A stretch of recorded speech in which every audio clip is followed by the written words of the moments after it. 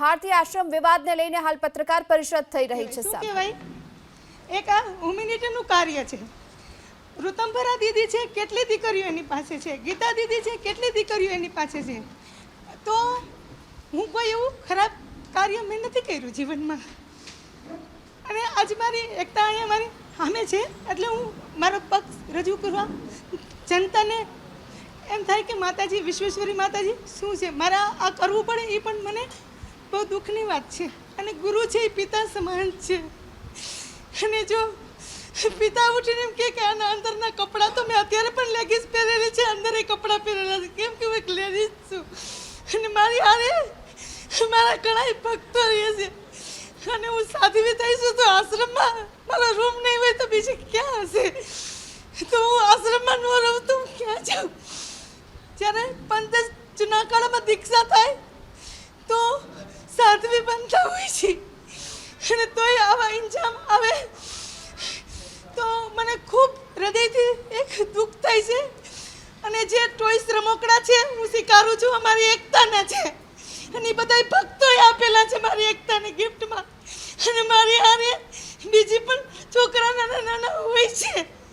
તો હું કોઈ ખરાબ કામ નથી કરી રહી. જેના મા બાપ ન હોય એ આશ્રમમાં જ મોટા થતા હોય. સીતાજી હતા તો નાના નાના લવકુશ મોટા થતા હતા, તો આશ્રમમાં બાળકો તો હોવા જોઈએ. કોઈ મારું ખરાબ કામ નથી. તો મને આ વસ્તુ ત્યાં 3 દિવસથી બહુ અંદરથી વિચલિત છું કે પરમાત્મા, પ્રોપર્ટીનો મામલો અલગ છે, તમે કબજો લઈ લીધો એ વસ્તુ અલગ છે, પણ મારી ઉપર આ વસ્તુ મને બહુ દુઃખ થાય છે. એક મારો બાપ છે, મારી હરણ બાપુ છે. બાપ ઉઠીને દીકરીના કપડાની વાતો કરાવે, કેટલું રેટ છે. હું બીજું કાંઈ કોઈને ન કહો, તો બધું મારી એકતા છે, મને જ્ઞાન આપું છું. એકતા હરિગીરી નંદની બોલ, મારી દીકો એક મસ્ત બોલશે, તમે સાંભળજો હું કેવા સંસ્કાર આપું છું. બોલો.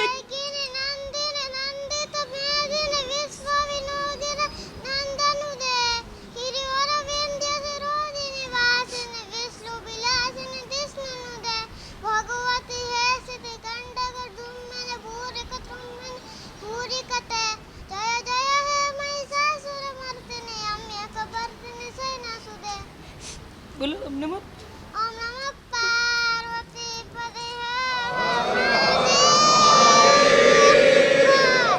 કે હું ભંડારામાં જાઉં છું, હું ભંડારામાં જાઉં છું, હું કથામાં જાઉં છું, બધે ભેગી બાપુ ભેગી જાઉં છું, માતાજી ભેગી જાઉં છું.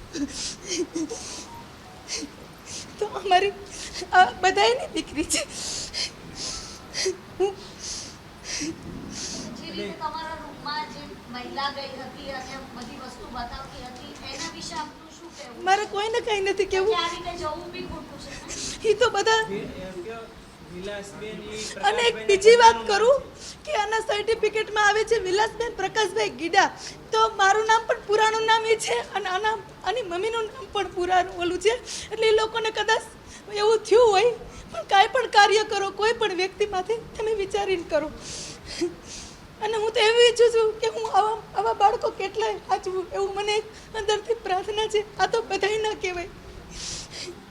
જેના મા બાપ ન હોય એના સંતોના આશ્રમમાં મોટા થતા હોય છે. મને બહુ દુઃખ થયું છે જિંદગીમાં.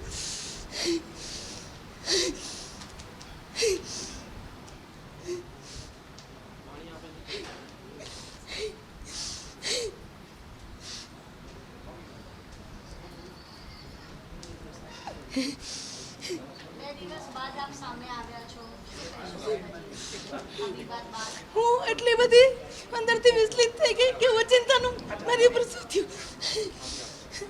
અને આશ્રમમાં રહેવાનો મને હક હોય. હું સાધુ છું, હું પણ શિષ્ય છું, હું પણ એક સાધ્વી છું. હું મોટા બાપુ જ્યારે હતા, વિશંભર ભારતી બાપુ, હું ત્યારથી છું, અત્યારે નથી એવી. મોટા બાપુ મને ખૂબ લાડથી રાખતા.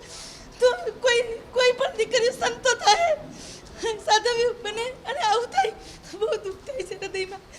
કેમ કે એક સંસાર મૂકી અને સાધુ થતા હોય છે.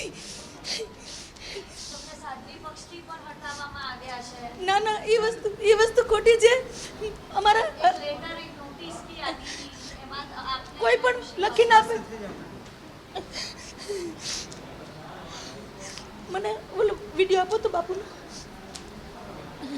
અમારા પંથસ્નામ જૂના અખાડા નક્કી કરતું હોય છે. નોટિસમાં એવું હતું કે તમને નહીં, અમારા અખાડામાંથી અમારા હરિગીરી મહારાજજી છે ગુરુજી, એનું સ્ટેટમેન્ટ છે, હું તમને આપું છું.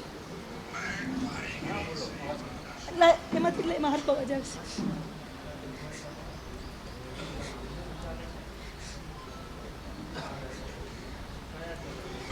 हरिगिरी श्री पंदशनाम जूना अखाड़े के मुख्य संरक्षक पद पे नियुक्त।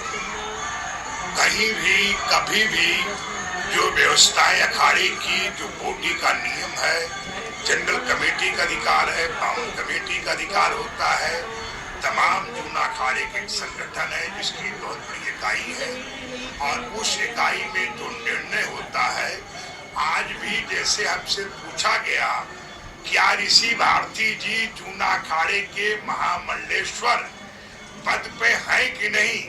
जी वो थे और हैं और रहेंगे, क्योंकि ये अधिकार श्री पंदशनाम जूना अखाड़े के महासभा में ही कोई विचार हो सकता है।